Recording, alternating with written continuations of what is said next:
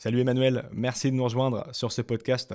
Un podcast un petit peu particulier qui ne traitera pas aujourd'hui d'un projet, d'une blockchain ou d'une technologie, mais d'un salon, d'un événement, l'un des événements les plus attendus de l'année, si ce n'est l'événement le plus attendu de l'année, qui se tiendra les 13 et 14 avril prochains à Paris. C'est la Paris Blockchain Week Summit, sur laquelle Cryptost est partenaire et qui réunira les plus grosses têtes de la crypto du monde. Quelques Français seront présents, bien évidemment, qu'on a l'habitude de voir et de recevoir à Cryptost, parmi lesquels Sébastien Borget, cofondateur de The Sandbox, Julien Bouteloup, Charlie Meyro, CEO de Wharton, mais aussi et surtout qui rassemblera les CMO, CTO, CEO des plus gros projets crypto du monde. J'en nomme quelques-uns là aussi. Emin Gensirer, founder et CEO d'Avalabs, donc cofondateur d'Avalanche. On aura aussi le cofondateur de Solana. Bref, beaucoup de gens de la cryptosphère qui seront présents les 13 et 14 avril 2022 à Paris. Est-ce que tu peux te présenter en quelques mots, s'il te plaît, Emmanuel, avant de nous parler de ce salon, et qui sera en deux temps, la Paris Blockchain Week Summit et un salon sur le NFT, mais on verra tout ça plus en détail dans un second temps. Merci pour l'invitation. On est absolument ravis d'avoir Cryptos comme partenaire, notamment parce que si Paris Blockchain Week, c'est par les pros et pour les pros, on se retrouve complètement dans le côté didactique et pédagogique de ce que vous proposez. Donc, on est absolument ravis. Pour me présenter rapidement, Emmanuel, j'ai une carrière de 25 ans dans l'événementiel. Donc, je suis assez récent dans tout cet univers blockchain et encore plus NFT, même si, comme dans NFT, tout va très très vite, j'ai un tout petit peu moins de retard. Et on s'est rencontré avec les fondateurs de Paris Blockchain Week il y a environ 6 mois. Et ce que eux souhaitaient pour développer l'événement, c'était professionnaliser l'organisation et lui donner un traitement afin d'en faire une référence mondiale. Donc, par rapport à mon parcours où depuis 25 ans, j'ai organisé des événements internationaux pour des marques de médias et de contenu comme les Échos, le Wall Street Journal ou le Frankfurter Allgemeine Zeitung en Allemagne. Ça c'était le niveau de standard que l'on souhaite avoir pour Paris Blockchain Week. Et donc, on s'est retrouvé avec des professionnels de la blockchain et une équipe de professionnels de l'événementiel qui est déjà constituée et en train de grandir, puisque on a accueilli notre 15e personne avant-hier. Oui, parce que la PBWS existe depuis quelques années déjà, si je ne dis pas de bêtises, cofondée par nos amis de chez Wharton. Elle a eu lieu l'année dernière en ligne malgré le Covid. Et ce sera une des questions que j'aurai tout à l'heure par rapport au métaverse. Mais est-ce qu'il y a 6 mois, quand l'équipe du PBWS est venue te chercher, tu avais déjà des bases de la crypto-monnaie, des NFT ou pas du tout? Et si tu n'en avais pas, comment ils ont réussi à te draguer pour qu'en quelques mois, tu mettes sur pied à leur côté cet événement qui nous attend le 13 et 14 avril? Parce que c'est pas ça n'a pas l'air facile à mettre en place, surtout dans ce secteur-là. Alors, forcément, en ayant organisé énormément de conférences et de salons, c'est des sujets qui revenaient, même si j'avais un poste d'observateur et pas d'initié. Donc, j'ai tout à fait compris ce de quoi on allait parler, sans avoir bien sûr toutes les subtilités techniques. Pour les échos, mais aussi plus récemment pour Décideur Magazine ou pour Option Finance, les gros sujets de la finance décentralisée sont arrivés depuis quelques années déjà, et donc la blockchain est le support idéal pour toutes ces nouvelles technologies. Donc c'est quand même un sujet que je suivais un peu de loin sans être un insider. Tu as quelques bitcoins et quelques ethers dans ta ledger alors.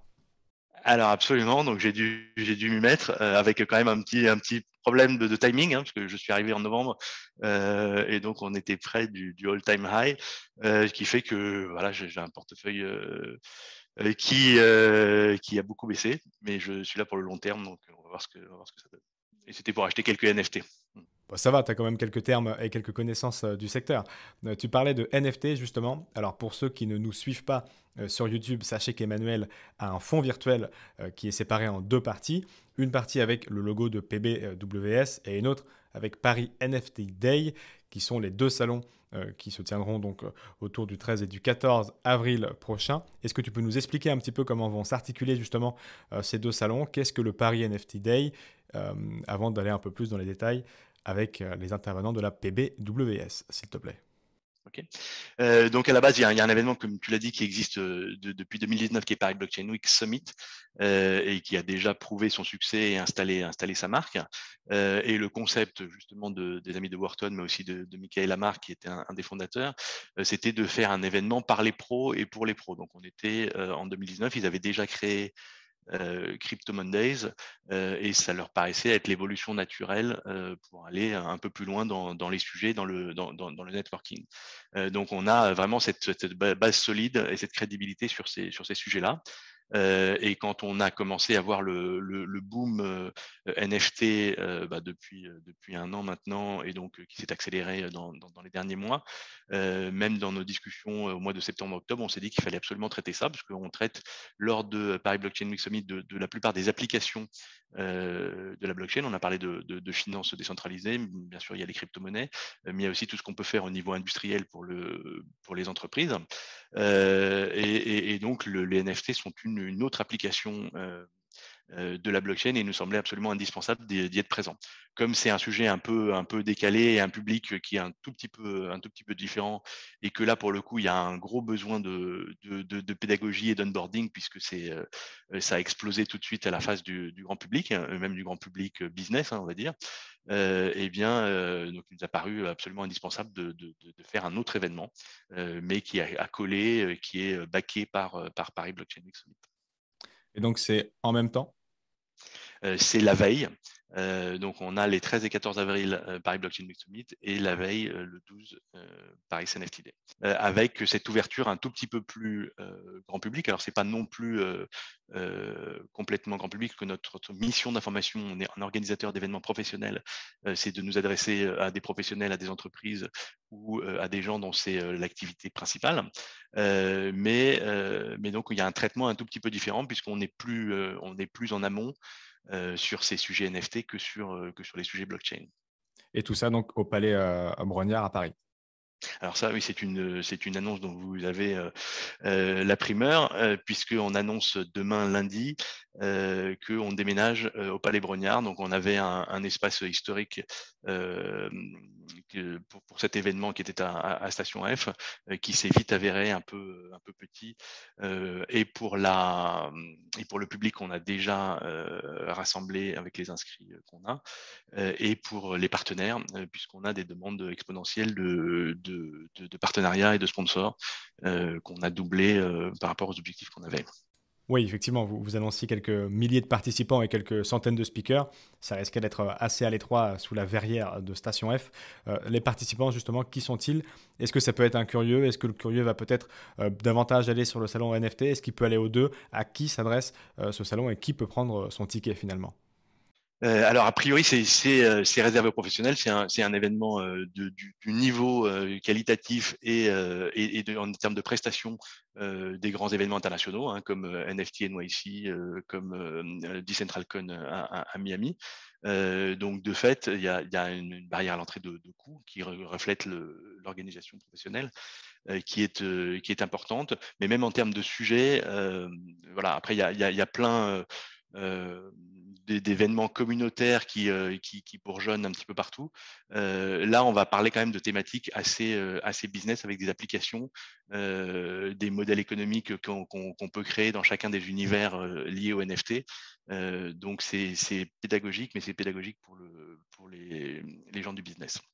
Ok, alors justement, rentrons un peu plus dans la programmation de cet événement, de la PBWS. Vous avez découpé en 4 grandes facettes, en 4 grandes familles l'événement. Entreprise et blockchain, fondateur de la blockchain, finance et nouveaux usages, et politique publique. Est-ce que tu peux nous dire un petit peu plus ce qu'il y aura dans ces grandes facettes, justement, que ce soit en termes d'intervention et d'intervenants? Oui, bien sûr. Donc, on est sur un programme où il y aura au final plus de 150 intervenants sur ces 2 jours et sur ces thématiques. Donc, forcément, pour parler de finances décentralisées, il y a toutes les plateformes qui seront présentes. On les retrouve côté partenaire et également côté speaker, puisque quand on a Coinbase ou FTX ou crypto.com, eh bien, ce sont les patrons CEO ou COO qui vont intervenir. Donc ça, c'est pour cette partie-là.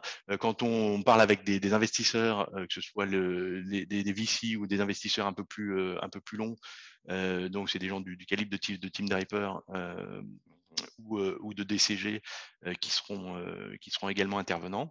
Voilà. Et puis après sur la partie vision what's next pour la blockchain, et ben c'est tous les acteurs. On a Messari qui est à la fois partenaire et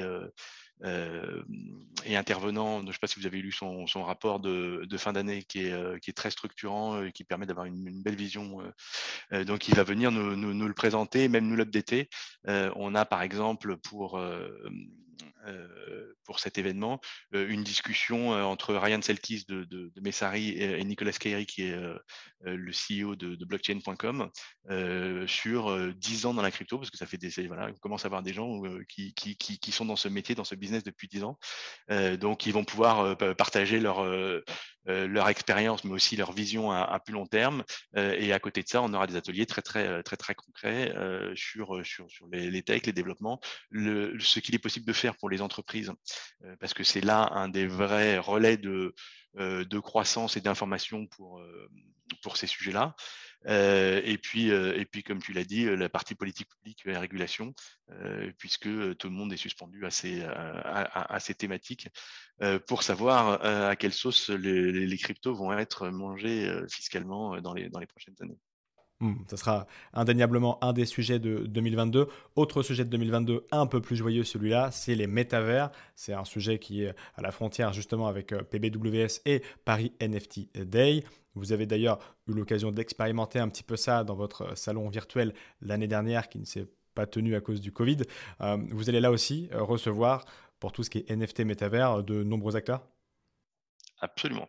Donc là, du coup, avant de parler des acheteurs, la façon dont on approche ce sujet-là, elle se veut très pragmatique. Quand je disais qu'on propose un événement professionnel, ce qu'apporte l'événement par rapport à de l'information qu'on peut trouver sur Internet ou en étant un chercheur un peu assidu, eh bien, on va pouvoir la retrouver sur le Paris NFT Day, notamment sur les thématiques métaverses, mais on va aussi pouvoir les expérimenter. La façon dont on a conçu cette journée, c'est de prendre 5 grands sujets d'application des NFT et d'en faire des univers. Donc, il y aura 4 corners, pardon, 5 corners, excusez-moi, sur ces différents sujets NFT. Donc forcément, il y a le gaming, qui sont peut-être ceux qui sont rentrés les premiers dans un métavers, avec un corner où il sera possible de jouer, d'avoir des compétitions avec des joueurs sur place et à l'étranger, et de rentrer dans différents univers. Il y aura également un corner métavers avec une grande plateforme partenaire.